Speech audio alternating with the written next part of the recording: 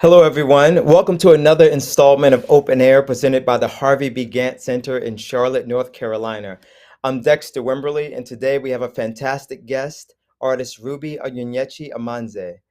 I'll read a brief bio and then we'll get to the conversation. Amanze's practice consists of drawings on paper about the vast and magical potential of space and the balance between magnitude and weightlessness. Incorporating a working vocabulary of just 7 elements, Amanze plays with the numerous possibilities of spatial relationships, both within the page and beyond its borders, utilizing custom mounts.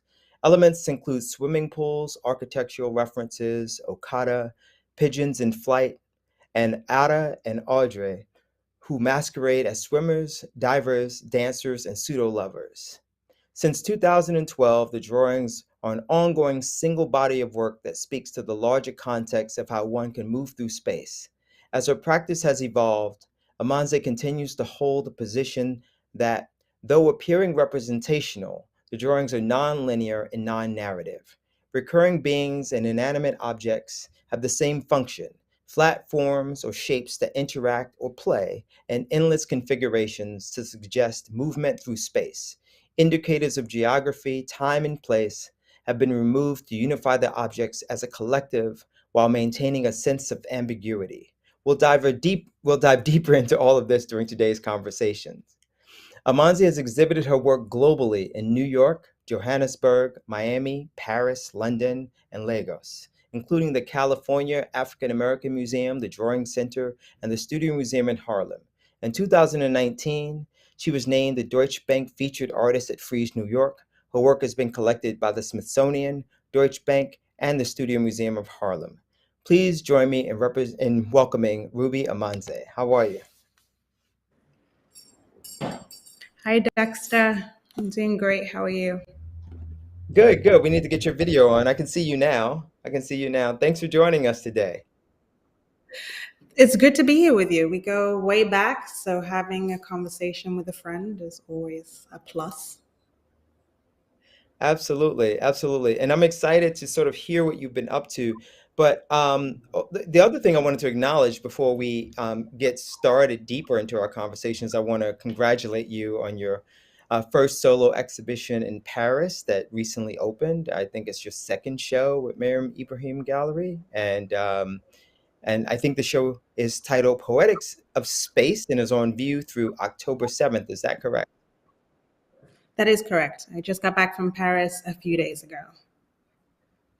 Fantastic. So we'll get into that, but I've read a abbreviated version of your bio, which is something we always do during these conversations, and I recognize that not only do bios get, they get dated or old, but they don't really encompass everything there is to say about an artist and their work. And so I'd love to hear a little bit from you directly, a bit more about what your work is about and what your inspirations are, and really think about it from the standpoint of someone who might be joining us today who's not familiar with your work. hmm Yeah, sure. I think I would start with drawing and the importance of drawing to me as the medium that I work in. Everything that I'm doing, I call a drawing. And I think we'll get into this a little bit later, but dance is a big inspiration and influence in my work. But if I were to make a dance, I would call it a drawing. So the majority of my work are on paper. I'm being invested in medium, the history of drawing, the current moment of drawing, the future of it, and just how it stays relevant, how it's a medium of humanity, all that's possible within the medium, although sometimes largely occupying a traditional lens. There's still a ton of innovation within it that I'm really excited about. Um, so my work is that my work. I make drawings. I make really large drawings. I make really large drawings that are about space. Um, I am a minimalist at heart and interested in working with, well, not interested in, I work with a limited palette. As you mentioned, I have 7 recurring elements.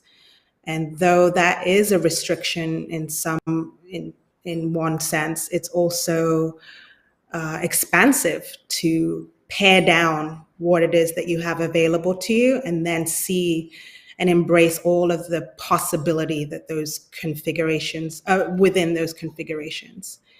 Um, and I'm interested in, I mentioned space, so there's a dance inspiration, and architecture is a big player in my work. And thinking about how space can fold on itself, how space can overlap, how space can be manipulated by memory, by realities of other ways of living. I've been an immigrant twice over.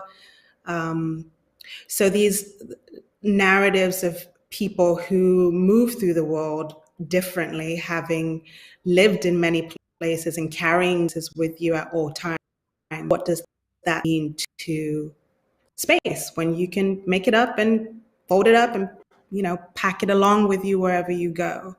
So that's the starting place, I think, for my work. And yeah, I'll stop there for now. Well, you mentioned a lot, and I want to kind of go back to a few things you said. So, just kind of almost going in reverse. So you mentioned being an immigrant twice over. For those who are curious about that, can you talk a little bit about what you mean by that? Yeah, sure. I was born in Nigeria. My family moved to the UK when I was a few months old. And then we moved to the US when I was about 13. So I carry all of that with me, and they're rolled intricately into my identity. I can't see out any of those pieces, whether, you know, being born and living in Nigeria for less than a year, I did later return as an adult, is still a part of my DNA. It's a part of my story. Then folding into that, living in the UK and growing up identifying as British. And those were my formative years. I learned to walk and talk and read and all of these like really core foundational things in childhood. All of that happened in the UK.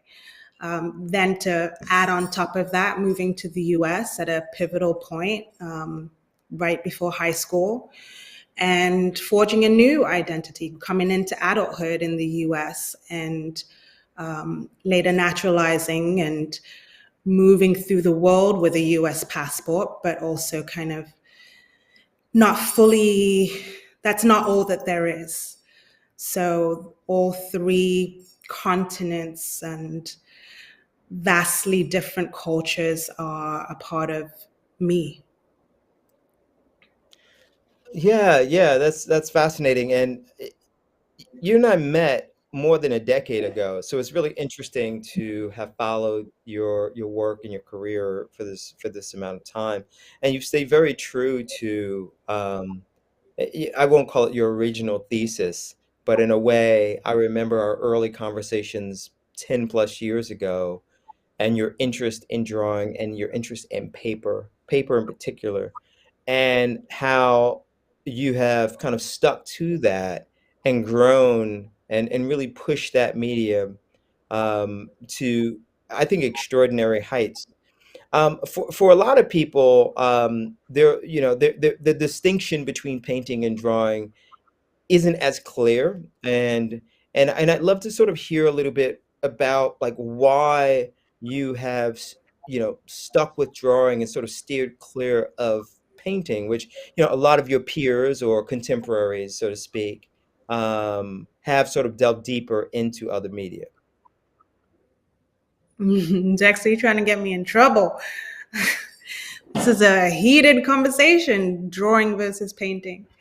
I'm going to tread very lightly and only speak on in the affirmative for drawing. I'll try to keep that as my compass.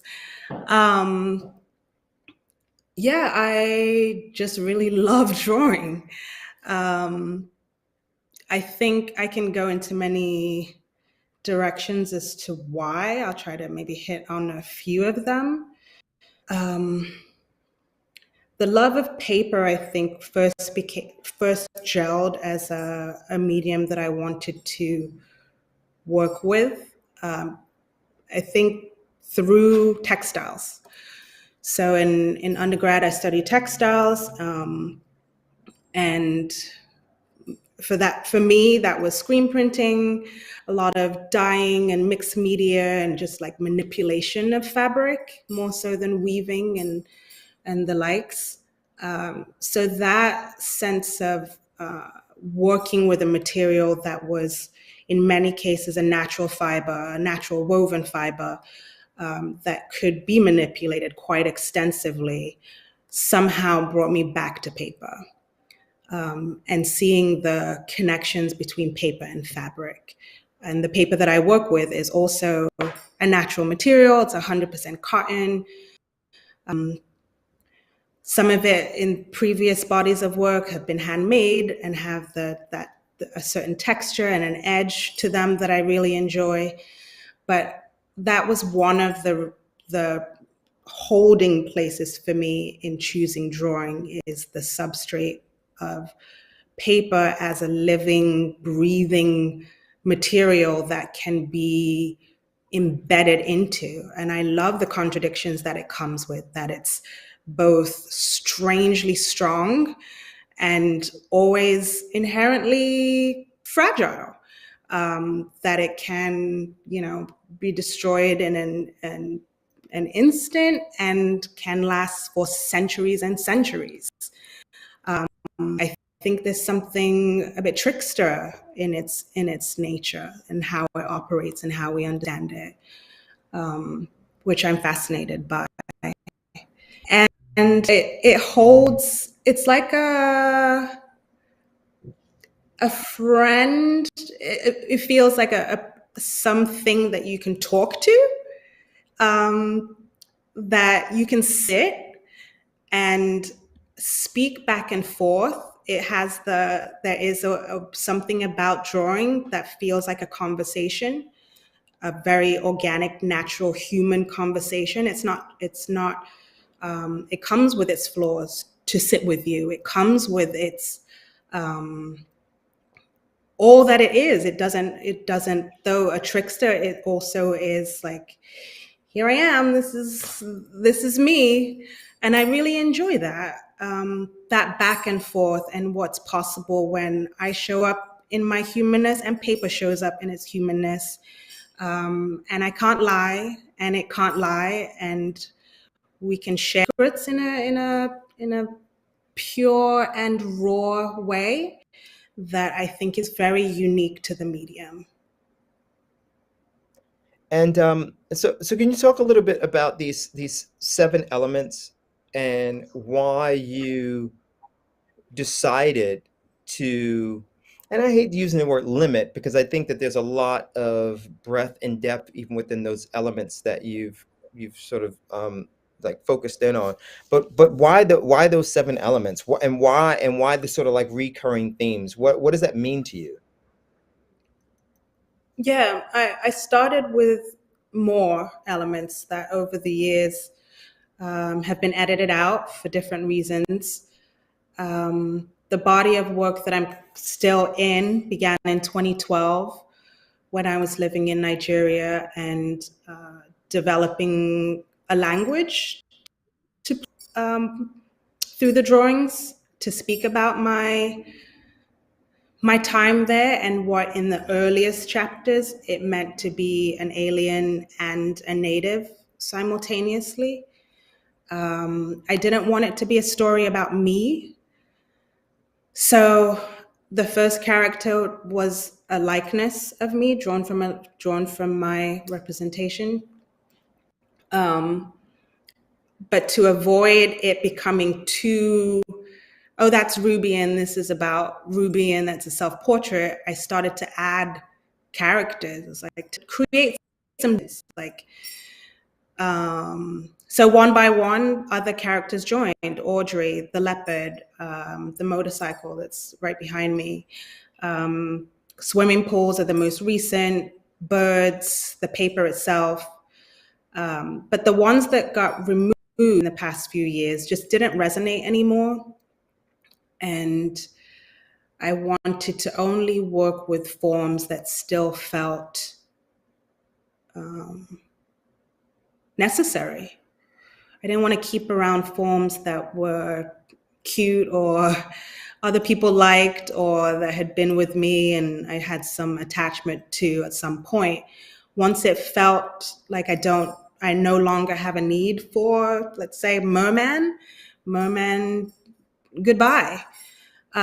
So at this point, what I'm left with are 7 elements that I really still love the form. I've moved far away from what they mean and symbolize in their origin. And it comes down to, this is a visual medium. Do I like the shape of the motorcycle? Do I like drawing adder in a particular way? Or using a photo transfer for the leopard and then use for leopard's fit? And I do, for each of the elements, there's still a very sincere love of their forms and the way they look and what I get from drawing them. And like I said, with the 7, someone found the formula, I can't remember it, but what's possible with 7 is enormous. I have my work cut out and I'm still intrigued by the configurations that I'm like yet to discover. It intrigues me. That's great. Thanks for sharing that. I think you know this because we talked a few minutes before we got started. So I'm not in my usual location. The last open air I did last month, I think it was in Niseko, Hokkaido, and today I'm in London, England, which is sort of bizarre. And thankfully, I'm still awake and and focused. But talk a little bit about travel and how travel has influenced your work. I know that you are currently in Philadelphia, Mm-hmm. and for a while you were in New York, and before that you were in some of the other places that you mentioned. But how has travel influenced your work? Yeah, it definitely plays a big part for me in maintaining the studio practice.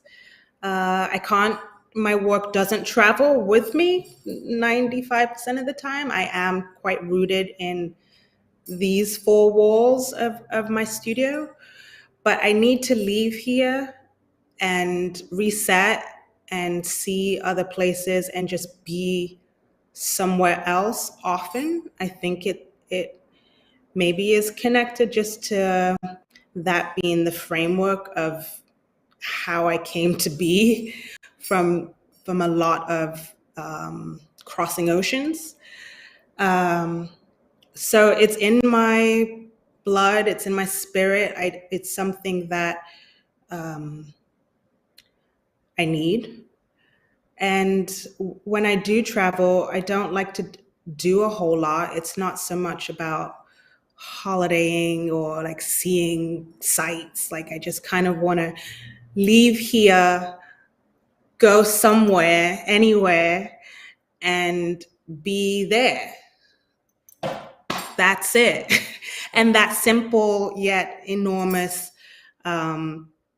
act really recenters me, and there'll be subtle cues and things that are shifting in me when I'm traveling, like just seeing different colors in a particular city.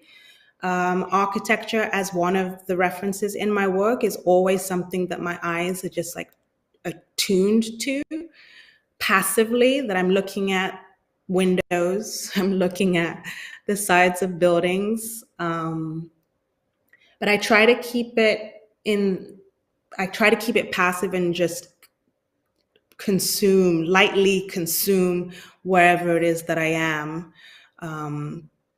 And connect to the people too. That's another part that doesn't translate so much in the work, but just me as a person, like sitting in city X and country X, and the possibility of talking to a stranger and having a connection is really meaningful to me.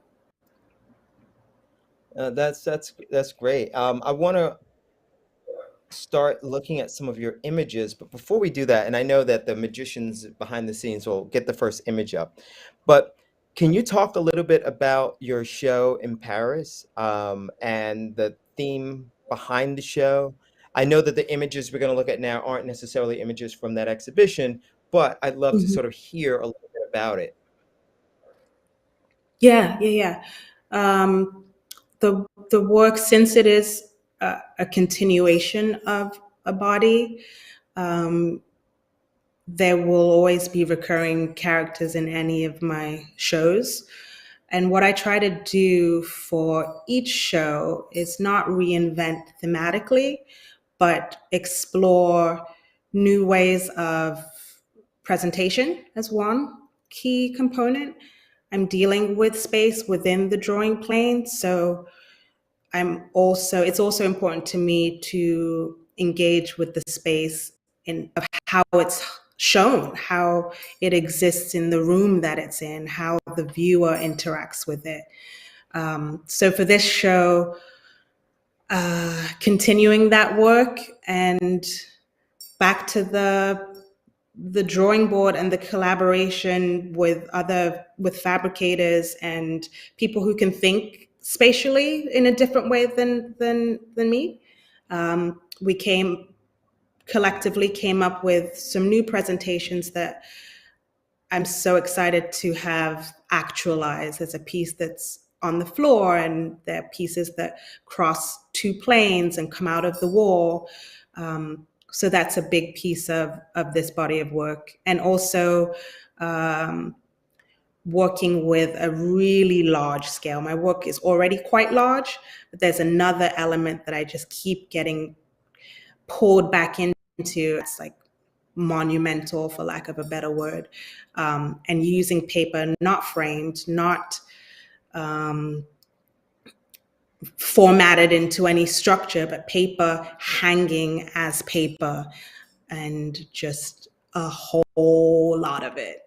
And thinking about how to make a drawing, in this case, was about 26 feet wide by 13 feet.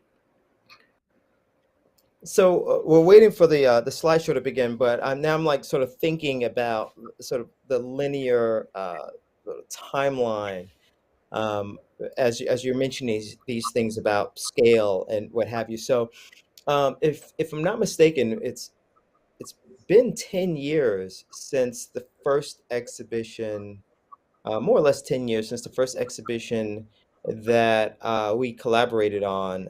And I believe the first one was the show that I co-curated with Larry Ose Mensa, at Mixed Greens Gallery. And that would have been 2012 or going into 2013. And then recall a couple of years after that seeing one of your shows at Smack Melon. And I'm bringing these things up because I've seen the evolution of how you've been using paper and also sort of thinking about the presentation of your work, in terms of layering, in terms of the framing, in terms of the sort of like, as you mentioned, design and architecture of the presentation of the work. So um, let's go back to that initial image, Matthew, who is the magician behind the scenes, and pause here for a moment. So I want to talk a little bit about color, because in addition to that group of elements that you've been using, you also have a palette that you work with. And I want to understand like why you've gravitated toward these particular colors, if there's a reason at all, actually. Yeah, I don't often think about having a palette of color. Even I know that might sound a bit ridiculous. there are certain elements that just are the color, like the character we're seeing here is Ada, who is fluorescent neon yellow. Um, and that's the color that she always is. So in my head, the color kind of becomes simplified in that way. Like that's the color of that character. Um, so then I don't have to think about it. I'm not looking for a color every time I do Ada. But it did come from Ada initially. The full name was Ada the Alien, and that neon buzzing sort of electric color for me initially was a nod to representations of aliens, um, also to how to say this, to slangs and names that I might be called in when being in Nigeria because of my complexion. It was a nod to that yellowing of skin in this case. But I don't think about it anymore. It's just she's just neon. And then like the swimming pools, I guess maybe my relationship to color is quite literal. Um, but the swimming pools are always blues and greens and purples. Um, and then I do have an affinity for hot pink. I will say that. I like to use it at every chance I get. And thank you. I'm also recalling that wow, we've done a lot of things together, Ruby. I'm recalling our conversation during the 154 Contemporary African Art Fair, which would have been 2016. Doesn't really matter. It's sometime around that time. And one of the things we talked about a lot during that conversation was the idea of play. And I'm curious Mm-hmm. to sort of see where play still lives in your work, like, and how you think about that now versus how you thought about it then.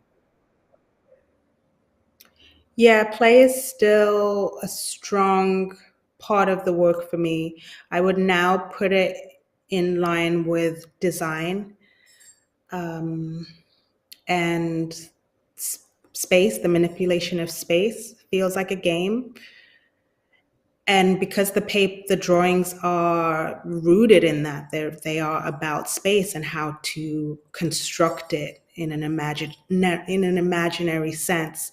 I am using the elements um, playfully to make that space. Like these are not real places. There's no marker of actual geography. I don't care about logic or physics or any of these laws of how space operates. So by disregarding all of that and starting with, all right, I'm going to invent a place that's not real, that is playful.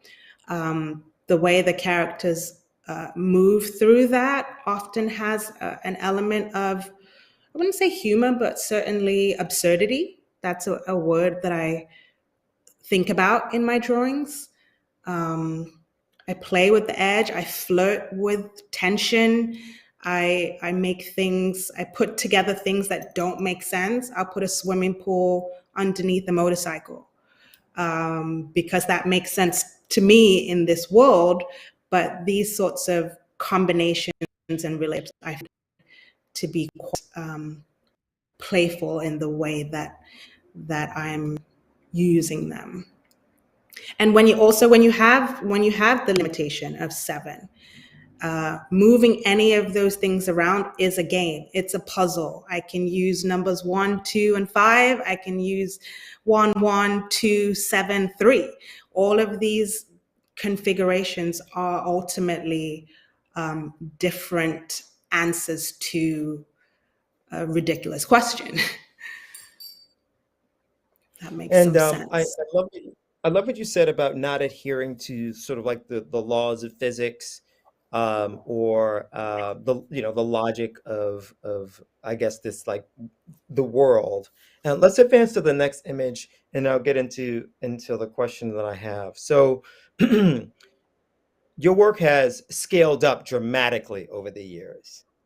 And I'd love to hear about like what was sort of like the driving motivation for that. Was it that you felt that you needed more literally more space to convey the idea, or did you use this scaling up of the work as a way to change the relationship between the viewer and the work? Both, for sure. I do think to make a piece that is about what we're talking about space. I need space. Exactly what you said is reason number one for why I enjoy working at a large scale. I work on the floor. I sit inside of the drawing. That's also important to how the the elements move around the page, is that my body physically moves around the page. I lay on the paper, I circle the paper. Like, there's a lot of negotiation there during the process that I just need an expanse. I need to start with an expanse to be able to go anywhere. The image that's up right now is beyond my, let's say, normal scale. I don't typically make drawings of this scale. Like I said, it is something that I keep being pulled towards. And some of that is, I enjoy, it's another piece of the puzzle, I guess. Like, the elements are staying the same. I'm committed to drawing, I'm committed to paper. So there still needs to be a push. There always needs to be some challenge, some alive question in what I'm doing. And in this case, it was, can you make a drawing? This was a commissioned project, and I was encouraged explicitly to take a risk. With that on the table, it's like, bet, let me fill up this whole entire wall with a drawing, because I've never done that, and it's going to be hard. And from the difficulty of that and the newness of that, I'm going to learn something about myself and the work that, if I scale back down, now I have a new perspective. So there's that back and forth of, like, just keep the bigger the work gets, in some sense, the more the new lessons that I have to figure out how to make the space work, how to make a drawing that requires me to work from a model and scale up, how to make a drawing that I can't see until it all comes together. And I have to think about the space one panel at a time, one panel to the next panel, and then each of those as building blocks until I reach the total. Just opened up a new way of thinking that I'm grateful for.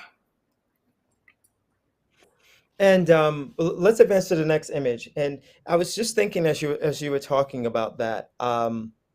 So you were also in an exhibition called The Ease of Fiction that I curated at Contemporary Art Museum Raleigh a number of years ago, and that show traveled to a couple of other museums.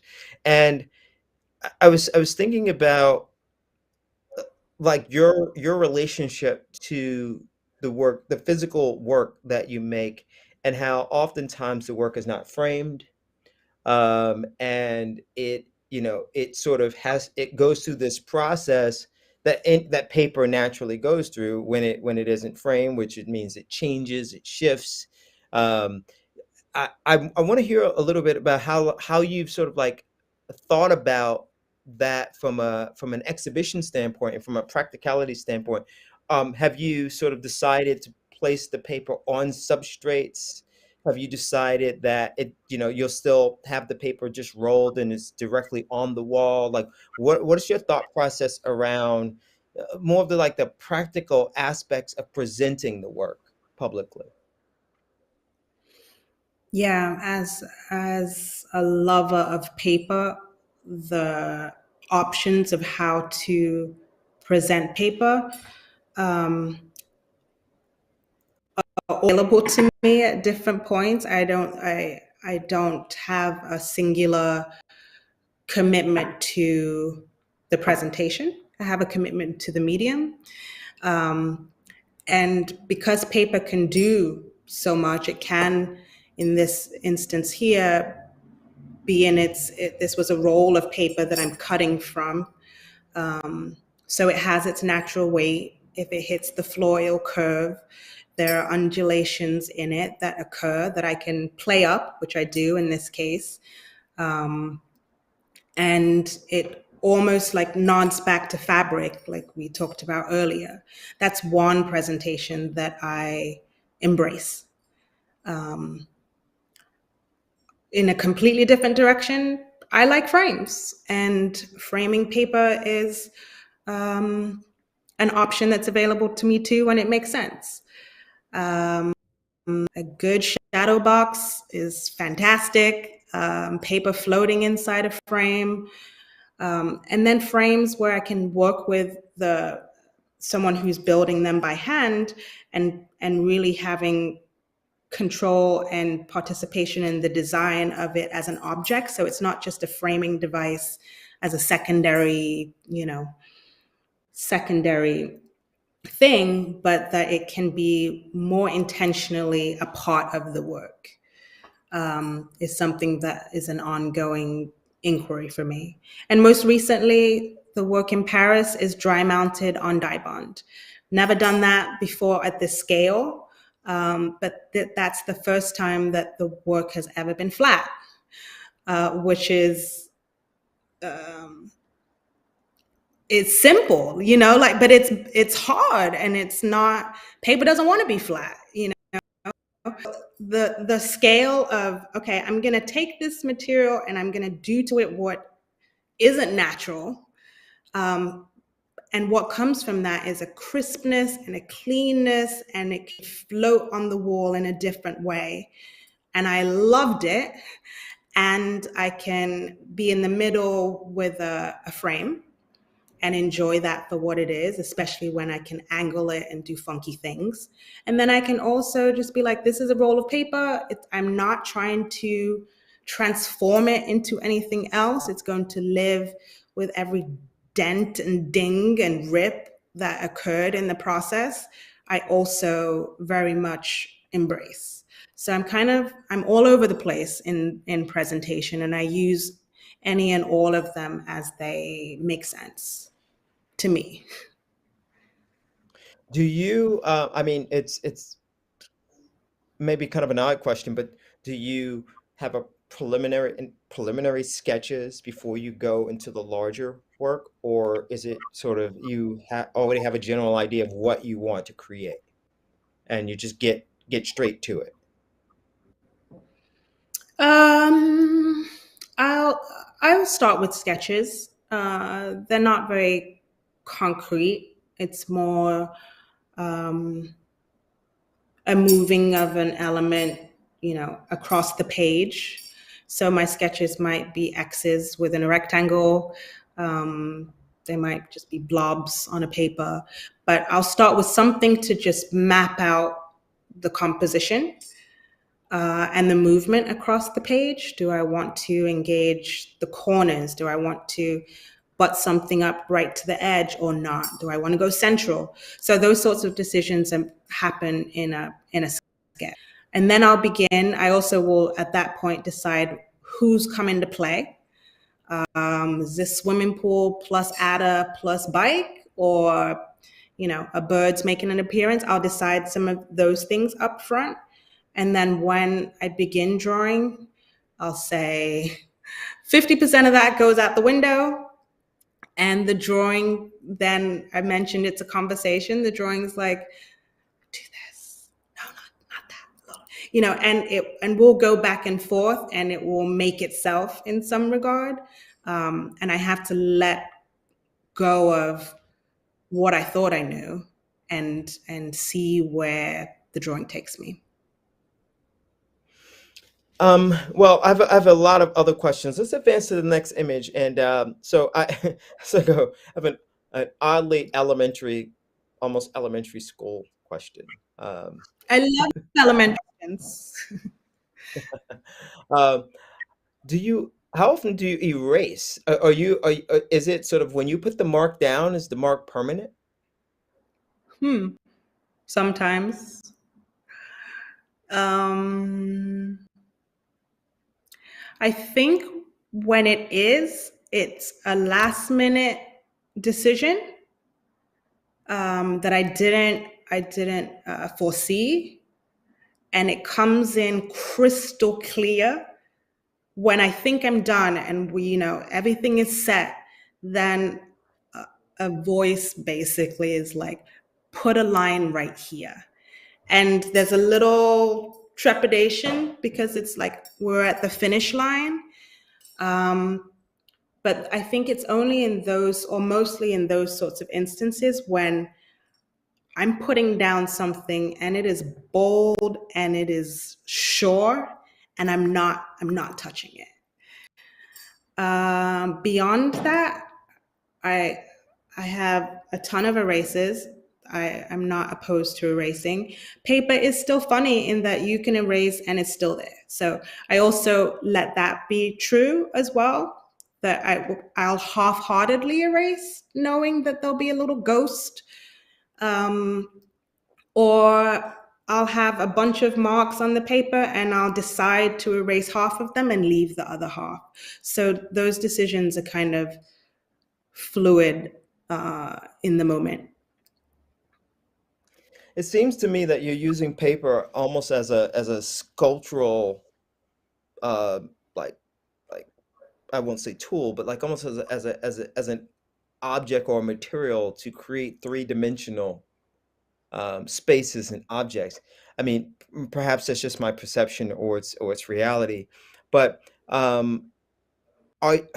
do you find yourself sort of resisting the idea of exploring other mediums, or is it sort of just paper has you sort of like your heart in a sense of have you sort of like thought about video or thought about photography or thought about these other things, or is there no interest in these other media? And not that there should be, I'm just kind of curious. Mm, there are some that I have no interest in. Uh, and that feels good to have that clarity. I don't need to, waste time. And there's, like you mentioned, photography, and my ears peaked a little bit. That was my other. I did textiles in undergrad, and I also did photography, and I still have a great super analog, like vintage camera that I worked with in school that I love. For this last body of work, I went to a film shop down the road and picked up some black and white and color, and I got a Polaroid and I started photographing buildings and using my camera in a way that I hadn't in a long time. It was still in support of the drawing and thinking about it as drawing, but there are other mediums that I enjoy, photography being one of them. Um, Printmaking is a strong, it has a place in my heart, and that feels very connected to drawing. It feels like a cousin of drawing, and I use print processes in the drawings. So I think, though I'm saying like everything is a drawing to that, I am, even at this point where it's not, I'm not using steel or something that's such a departure, but I am within this work using print processes. I was doing some screen printing this summer and printing the pools. I'm using photo transfers, which technically is in the print lane. Photography as well is a big part of making these drawings. And then there are mediums that I enjoy separate from the work that I will make and just for the love of making things, like ceramics. I've taken a few ceramics classes for joy and pleasure, but they don't get seen in this context of my work as an artist. But I'm not touching canvas. Just saying. Right. So those. So I know, I know you're sort of like being very careful and talking about that sort of like comparative. and I'm not gonna force that conversation because I don't think it's an either or in the sense of like qualifying one over the other. I mean, I think it's great that you have decided that there is something you want to do and that is what you're focused on. And we don't need to necessarily talk about, painting or canvas or what have you. But I do believe that like in this moment that we're in, it's quite interesting that you're making work that is sort of in its own world, and seems kind of like completely removed from um, so many of the other thematics and narratives that are sort of like so pervasive in the art world. And I think that's fantastic, and it must feel very sort of like natural and free and liberating. And as I've known you as long as I have, I know that that is something that you've been, that is you. Like that is something you've been focused on for quite some time, sort of like being in your own lane and thinking about things in your own way. Let's advance to the next image, and I have a few more questions. Um, so you have these characters, and are there other? You don't need to tell me who they are, but are there other characters that you're sort of like thinking about, or are you sort of really focused on pushing these particular set of characters for as far as you can? The latter. If at some point I do think that this series will end at some point, sure when that is. But prior to its completion, any of the characters could get dropped still. But I don't have a current interest in adding new ones. I haven't Well, enough because to it's work. Well, because it's non-linear and not a narrative in the sense of a sequential story, I'd be curious to know, like, how would you even know when you've kind of reached that point, other than sort of like your own emotional, visceral reaction to thinking, okay, so this particular story has ended, and I'll move on to another story because it seems like the story has no beginning and no end. Yeah, I don't know. I try not to think too much about. Well, that's not true. I've had where I'm like 2 more years and I'm done. um, Right. but in this moment, I I'm trying. I don't have a reason to map out when it's going to be over. I still have work to do, and that's what's holding me in the studio and in this work. I still have a ton of questions and feel like we're just getting somewhere now. It's taken years to begin, and I enjoy. That's one perk of committing to a thing, that you see the scope of it, and you are invested in the whole process, and can get somewhere. If I commit to this for I don't know, but I there's something about that for me that says keep going, keep going. There's still some questions here. From a practical standpoint, when you're in your studio, like what is your typical day? I mean, assuming there is a typical day. I know sometimes someone can ask someone like, "What's your typical day?" And it's like every day is different.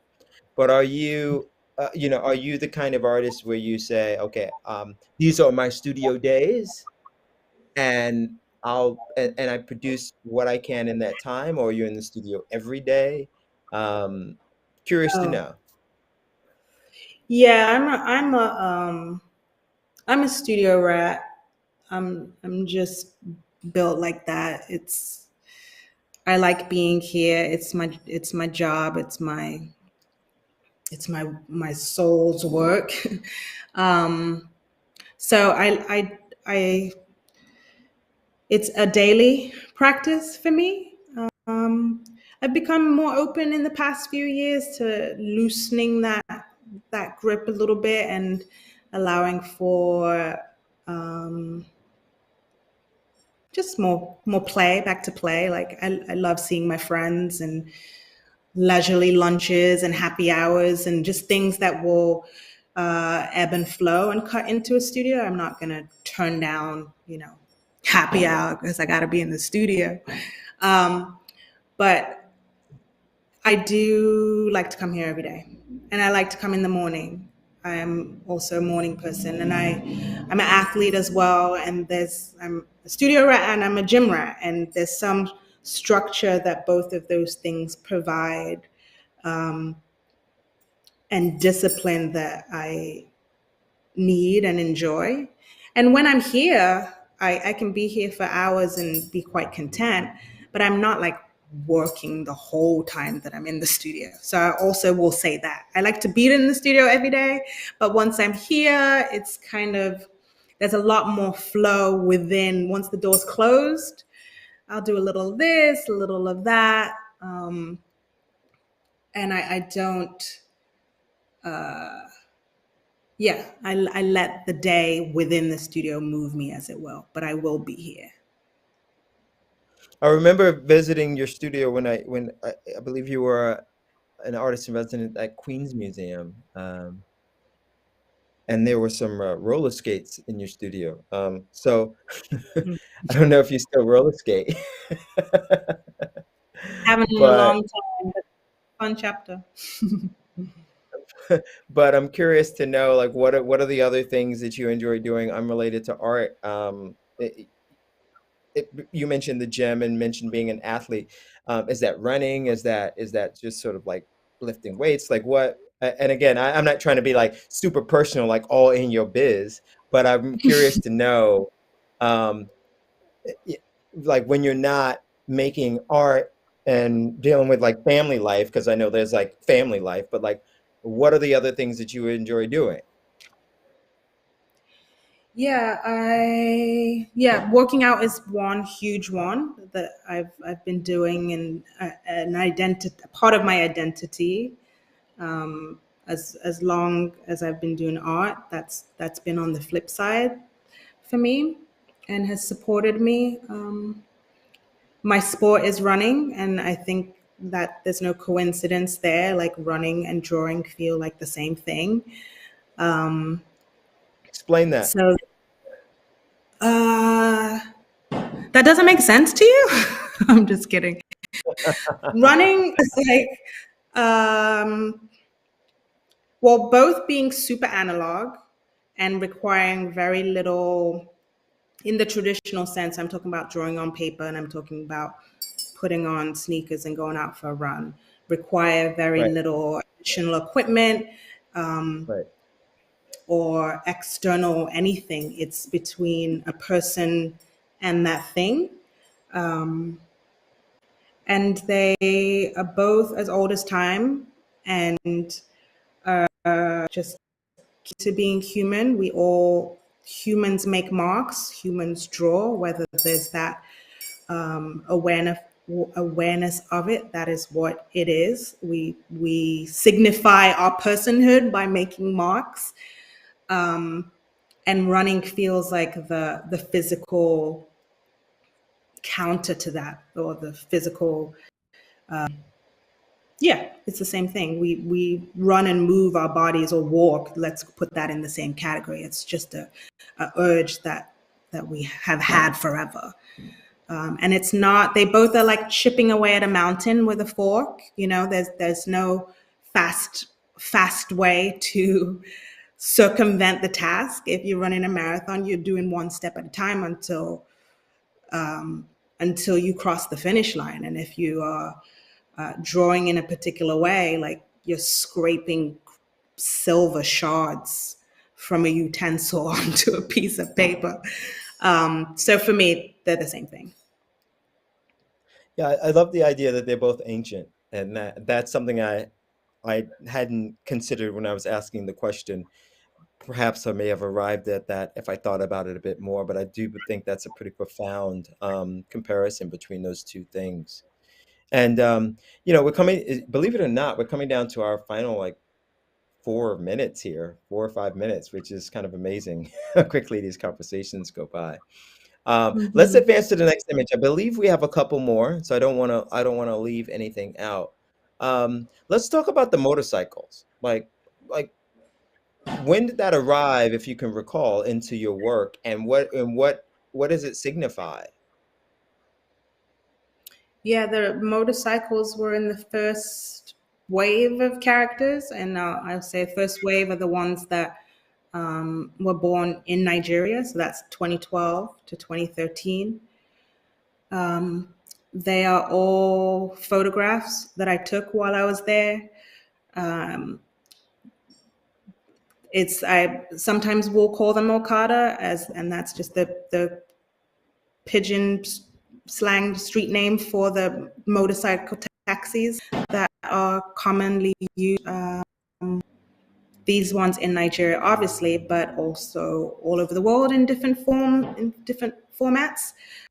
Just as an easy, cheap, fast, dangerous mode of transportation to get from point A to point B. And I enjoyed moving in that way when I was there. So I photographed a lot of bikes. These ones are all quite old, so there's a form to them as well that dates them and is particular that I enjoy as a vintage sort of object. But that's the motorcycles. I'm working with the same stock of imagery that I have had for a while. I have one final question, and hopefully it's not a doozy, but I think it's a good one. Um, so like, what is your work, or being an artist? What does it reveal to you about yourself? Is there something that you've learned about yourself through this work that you make?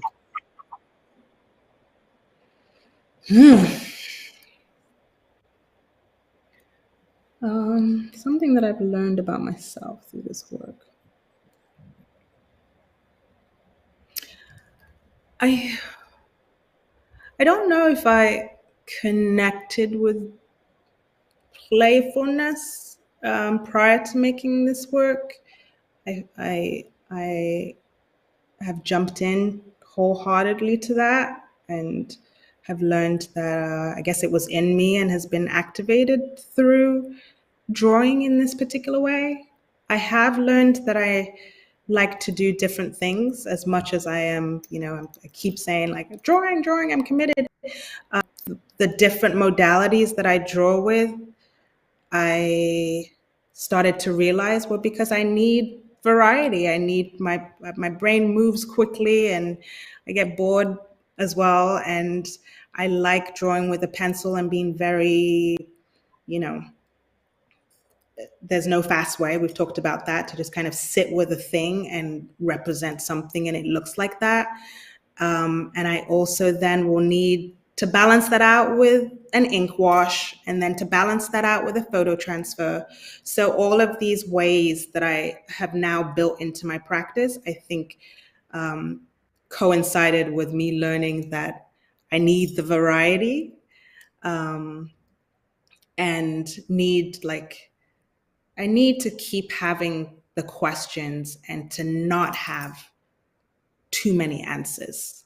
And that to me as a person and holds me in this process of being an artist. It's just a way for me to stay curious. Well, that is a wonderful, wonderful thought to end on.